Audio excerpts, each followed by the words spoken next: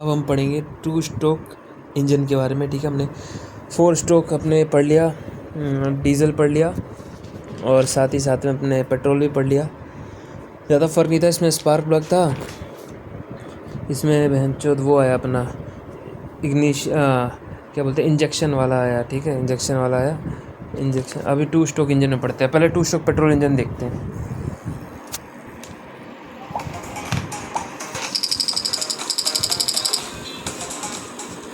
आज इस वीडियो में हम बात करेंगे कि टू स्ट्रोक इंजन के की कंपोनेंट्स कौन से हैं, टू स्ट्रोक इंजन का कंस्ट्रक्शन कैसा होता है और टू स्ट्रोक पेट्रोल इंजन काम कैसे करता है।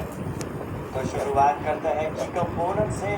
तो इंजन में मेजर कंपोनेंट में सबसे पहले आता है इंजन हेड, उसके साथ होता है इंजन ब्लॉक और लास्ट में होता है क्रैंक केस। उसके साथ आएगा एक ट्रांसफर पोर्ट, दूसरी साइड होगा इनटेक पोर्ट और एग्जॉस्ट पोर्ट। इसमें पोर्ट है, सभी मिलकर बनाएंगे सिलेंडर का हाउसिंग, जिसे इंजन हाउसिंग भी कहा जाता है। फिर आता है पिस्टन, जिसमें मोस्टली 2 रिंग लगी होती है, जिसे कंप्रेसर रिंग कहा जाता है, और उसके बिल्कुल नीचे लगी होती है पिस्टन बीन, जो कि पिस्टन को कनेक्टिंग रोड के साथ कनेक्ट करने का काम करती है।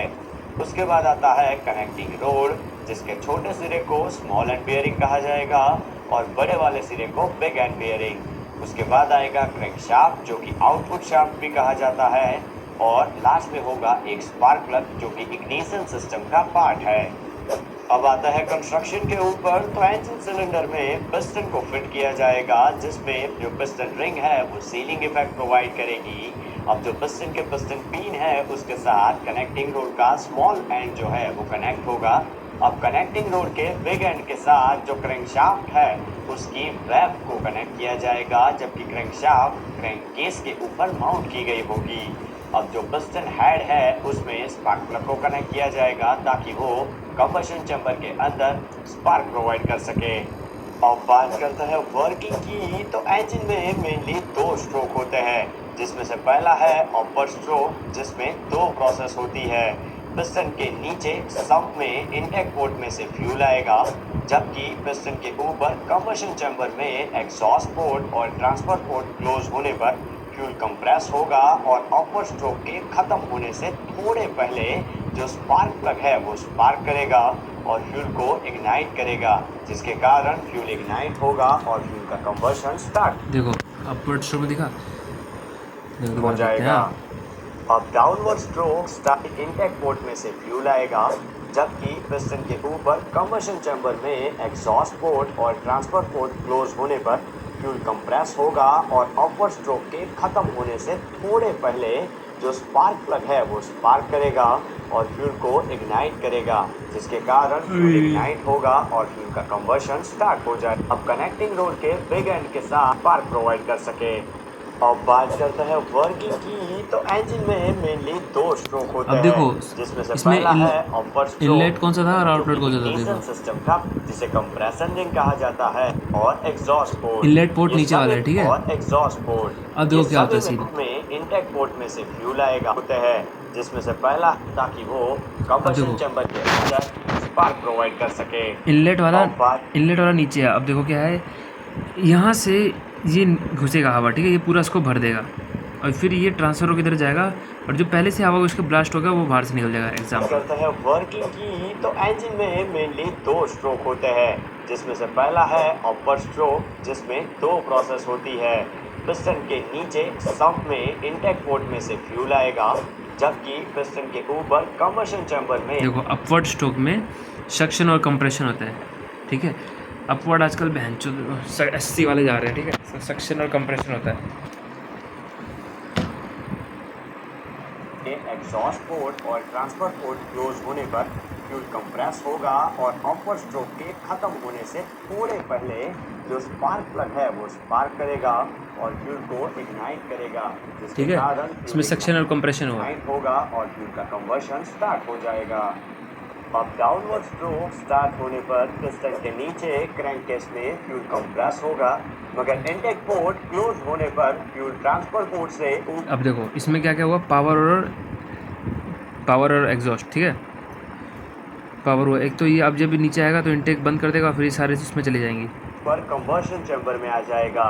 अब उसी फ्यूल के धक्के की मदद से जो पहले फ्यूल की बर्निंग से हुआ अभी वो जो गर्म रहता है वो जल्दी जल्दी निकल जाएगा और ठंडा इसको धक्का देगा। मिशन है वो एग्जॉस्ट पोर्ट की मदद से बाहर निकल जाएगा और जो कंबशन चैम्बर है वो फिर से नए फ्यूल। तो अपवर्ड में भैंस कौन जा रहे हैं, एससी जा रहे हैं ना आजकल। चिंकी भी शादी हुई है शेड्यूल कास्ट की, इसलिए इसका दिमाग ऐसा है। 12वीं पास वाली से शादी नहीं करते ना भाई, मैं समझ गया, उनको कोई मैनर्स नहीं होते। ठीक है, तो दो प्रोसेस होते हैं इसमें डाउनवर्ड स्ट्रोक में। एक तो होता है एग्जॉस्ट, डाउनवर्ड होता है एग्जॉस्ट और एग्जॉस्ट सॉरी पावर और एग्जॉस्ट भर जाएगा। तो इन दोनों स्ट्रोक के साथ 2 स्ट्रोक इंजन अपनी एक साइकिल कंप्लीट करेगा।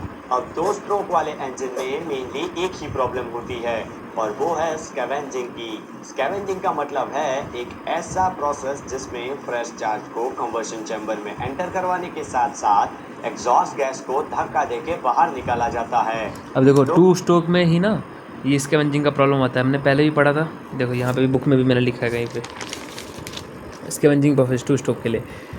ठीक है, तो ये हम क्यों करते हैं बताते हैं। स्कैवेंजिंग इसमें क्या बताया उसने कि ऐसा प्रोसेस जो कि फ्रेश एयर को ले और साथ में एग्जॉस्ट को भी बाहर निकाले, एग्जॉस्ट एयर को। 2 स्ट्रोक वाले इंजन में मैक्सिमम केस में थोड़ा कच्चा फ्यूल बाहर निकल जाता है जिसके कारण इंजन की फ्यूल एफिशिएंसी नहीं मिलती। हालांकि स्कैवेंजिंग की प्रोसेस को एफिशिएंट बनाने के लिए जो एग्जॉस्ट पोर्ट और ट्रांसफर पोर्ट है उन दोनों की पोजीशन को थोड़ा अल्टर यानी कि ऊपर या नीचे किया जाता है। तो कमेंट में हमें बताइए कि आपको वीडियो कैसा लगा। और ठीक है, अब पहले इसको पढ़ते हैं। इसमें कहता है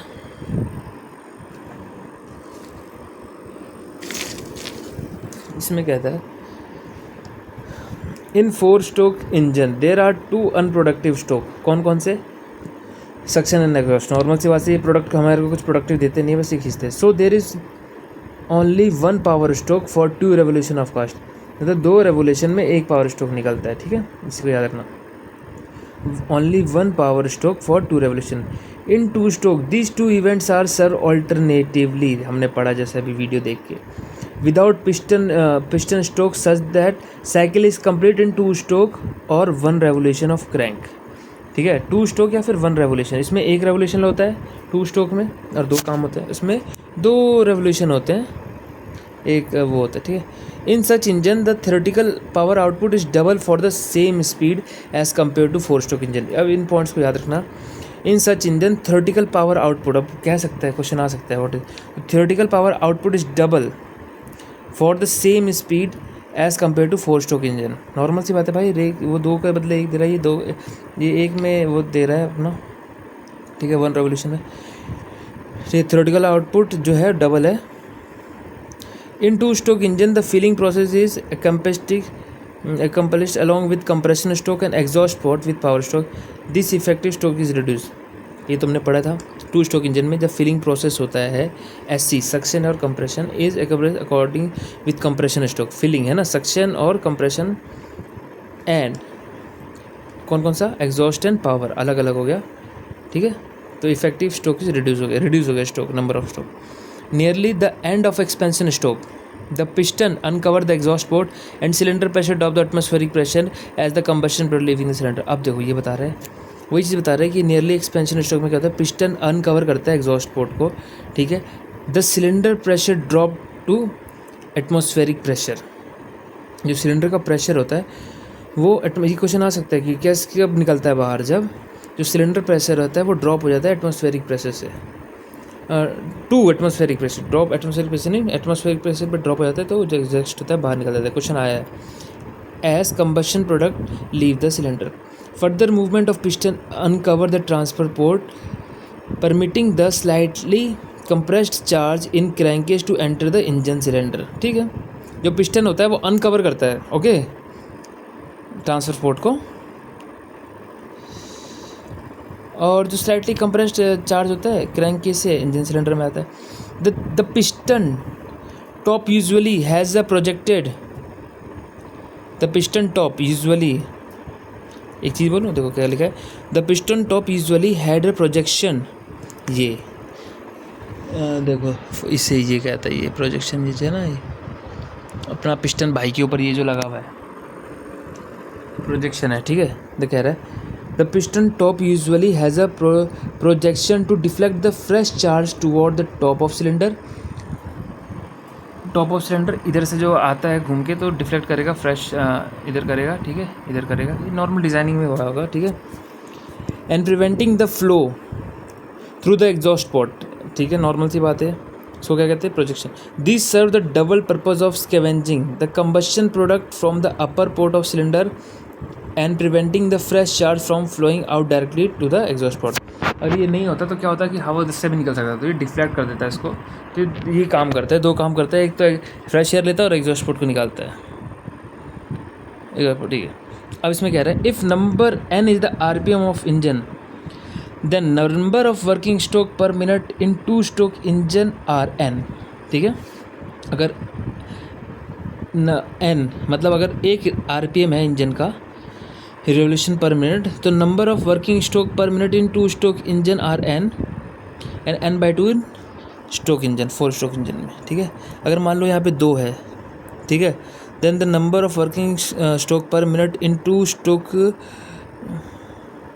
इंजन आर n, RPM पूछ रहा है, ठीक है, स्ट्रोक नहीं पूछ रहा है, RPM पूछ रहा है। नंबर ऑफ स्ट्रोक है ना, क्योंकि n क्या है यहाँ पे, RPM है, तो वही है भाई, 1 रेवोल्यूशन है तो यहाँ पे भी 1 होगा, पर इसमें क्या होगा, n/2 हो जाएगा।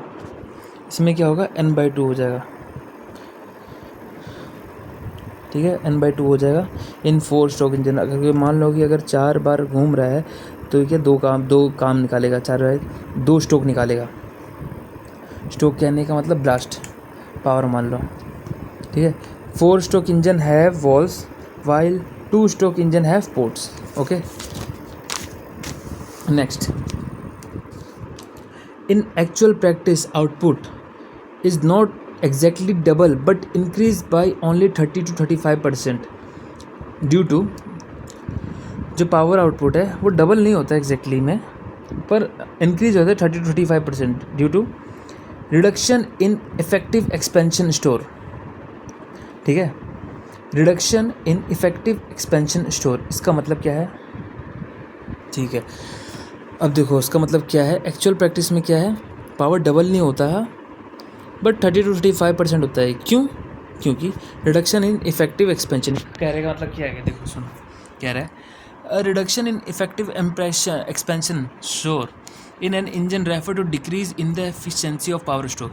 क्योंकि देखो बता रहा है फुल्ली डबल नहीं होता, तो क्यों कम हुआ वो बता रहा है। एफिशिएंसी पावर स्ट्रोक में थोड़ा कम होता है, ये होता है where the part of engine cycle where the expanding combustion gas push the piston down generating power, ठीक है। The reduction can be stem from various factor, heat loss होता है, फ्रिक्शन लॉस होता है, इनकम्प्लीट कंबशन होता है, ठीक है। यही रीज़न है कि 30 to 35% इंक्रीज होता है, नहीं फुल्ली। दूसरा, some fresh charge escaping unburned during the scavenging process, normal सी बात है, वही बता रहा है ना, कम क्यों है, डबल नहीं होता, बता रहेगा एक्चुअल प्रैक्टिस में कि स्कैवेंजिंग में क्या कुछ अनबर्न चार्ज भी पास हो जाता है। दिस इंक्रीज फ्यूल कंजप्शन, ये फ्यूल कंजप्शन रहता है। This is not a problem in diesel engine, ये अपना डीजल इंजन में ऐसा कोई प्रॉब्लम नहीं है, ठीक है। Increased heat caused by increasing number of power stroke which limit the maximum speed. This also called the greater cooling and lubrication oil requirement. कह रहा है increased heating caused by increased number of power stroke which limit the maximum speed. This also call for greater cooling and lubrication oil requirement. अब देखो क्या है ये, ठीक है। तो इस पॉइंट का मतलब है, देखो, increase heating cause by increase number of, heating increase होता है पावर स्ट्रोक की वजह से, ठीक है, विच लिमिट कर देता है मैक्सिमम स्पीड को। भाई ये चीज़ हमने नोटिस करी है कहाँ, बाइक में। जब मैं बेंच एक्सीलरेटर बहुत तेज़ घुमाने लग जाता हूँ, हाई स्पीड में करता हूँ, तो क्या वो स्पीड मैक्सिमम स्पीड में पहुँच जाती है, उसकी जगह जाती नहीं है, जूं जूं आवाज़ करने लग जाती है, ठीक है। तो ये क्या कॉल्स करता है, ये कॉल्स करता है ग्रेटर कूलिंग के लिए एंड लुब्रिकेटिंग ऑयल के लिए रिक्वायरमेंट होता है, ठीक है। याद करो भाई, हम लोग अपना बाइक में ही देखो ना, तो वही बता रहा है, ठीक है।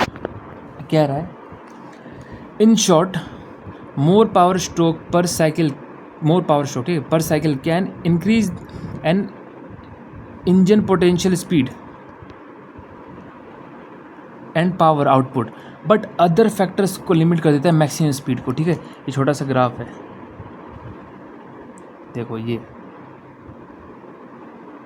लीन मिक्सचर, ये तो हम पढ़ेंगे ठीक है बाद में, पर ये है क्या मैक्सिमम पावर रीच होता है, चलो वो तो अलग चीज़ है, पर ये चीज़ इसने बताया ठीक है कि ऐसा क्यों होता है। हमने खुद भी चीज़ महसूस की। ये अपना 2 स्ट्रोक हो गया, एग्जॉस्ट बस में दिखा रहे हैं, ट्रांसपोर्ट इधर दिखा रहे हैं, सक्शन पोर्ट इधर से इधर सक्शन कर रहा है, अच्छा डायरेक्ट में दिखा दे, ट्रांसफ़र हो गया। ये अपना वो हो गया, क्या कहते हैं इसको कहते हैं प्रोजेक्शन, है ना, हाँ प्रोजेक्शन लिखा हुआ है, चलो ठीक है। तो ये था अपना 2 स्ट्रोक। अब एक बार डीजल इंजन भी देख लेते हैं 2 स्ट्रोक वीडियो। ये देखो इसमें वही दिखा रहा है ठीक है, 2 स्ट्रोक में जो दिखा रहा है ना, यहाँ पे देखो इनलेट पोर्ट ओपन कह दिया इसमें और कुछ नहीं, और ये दिखा रहा है 50 डिग्री ऊपर निकल रखा है, 45 डिग्री 60, ये यार पर हमने पता नहीं, पर इनलेट पोर्ट है ठीक है, देखेंगे अगर हमारे को कभी काम आएगा तो, पर इसमें इनलेट पोर्ट ओपन होता है। चलो यार दैट्स ऑल, इतने रखते हैं। 2 स्ट्रोक पेट्रोल इंजन दिखा रहे हैं, डीजल इंजन में वही है, यहाँ पे बस स्पार्क प्लग की जगह वो लग जाएगा इग्निशन पॉइंट, काम वही होगा ठीक है। और अब इसमें एक चीज़ बता रही थी इसमें कि डीजल इंजन में कुछ बता रखा था इसमें ठीक है।